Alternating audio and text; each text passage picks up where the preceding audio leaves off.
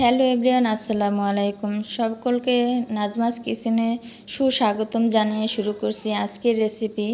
হাতে মেখে কিভাবে সহজে ভুনা খিচুড়ি, পারফেক্ট ভুনা খিচুড়ি তৈরি করা যায়।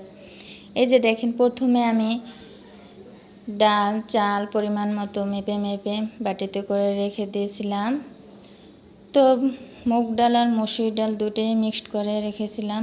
মুগ ডালটা অবশ্যই ভেজে নিতে হবে। তো এখন ডাল এবং চাল একসঙ্গে মিক্সড করে তারপরে ধুয়ে নিলাম।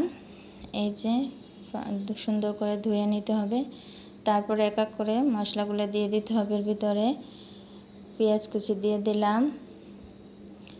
এখন দেব রসুন বাটা পরিমাণ মতো। তারপরে দিয়ে দিব আদা বাটা পরিমাণ মতো। তারপরে দিয়ে দেব এলাচি, দারচিনি, তেজপাতা ধুয়ে রেখে দিয়েছিলাম এগুলো। তারপরে দিয়ে দেব গুঁড়া মশলাগুলো, লবণ দিয়ে দিলাম স্বাদ মতো, হলুদ গুঁড়ো পরিমাণ মতো। তারপরে দিয়ে দেব মরিচের গুঁড়ো পরিমাণ মতো। যারা কাঁচামরিচ দেবেন তারা মরিচের গুঁড়োটা একটু কমই দিবেন। তো ধনিয়া গুঁড়ো, জিরা গুঁড়ো, গরম মশলার গুঁড়ো। গরম মশলার গুঁড়োতে অবশ্য অনেক ধরনের মশলা মিক্সড করে আমি হাতেই গুঁড়ো করেছি।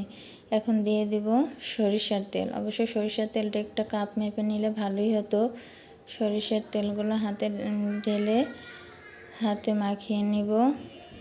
এই যে দেখেন, হাত দিয়ে সুন্দর করে মাখিয়ে তারপরে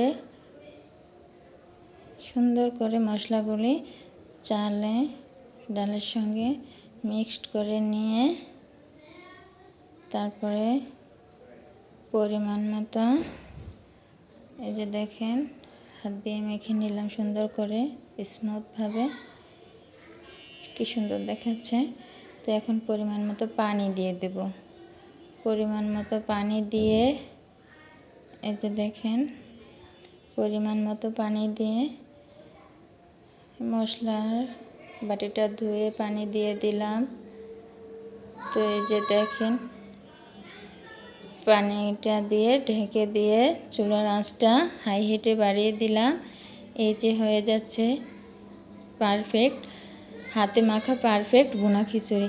যারা আমার চ্যানেলটি নতুন দেখছেন তারা প্লিজ একটা লাইক দিয়ে পাশে থাকবেন এবং সাবস্ক্রাইব করে যাবেন এবং বেল আইকনটি ক্লিক করে পরবর্তী পর্ব দেখার জন্য অনুরোধ রইল। তো এই যে দেখেন, হয়ে গেল আমার পারফেক্ট হাতে মাখা ভুনা খিচুড়ি। তো আপনারাও যারা নতুন রাঁধুনি আছেন তারা আমার এই ভিডিওটা দিয়ে দেখে শিখে নিতে পারেন। এই যে দেখেন, এখন পরিবেশন করছি। তো যদি কারো ভালো লেগে থাকে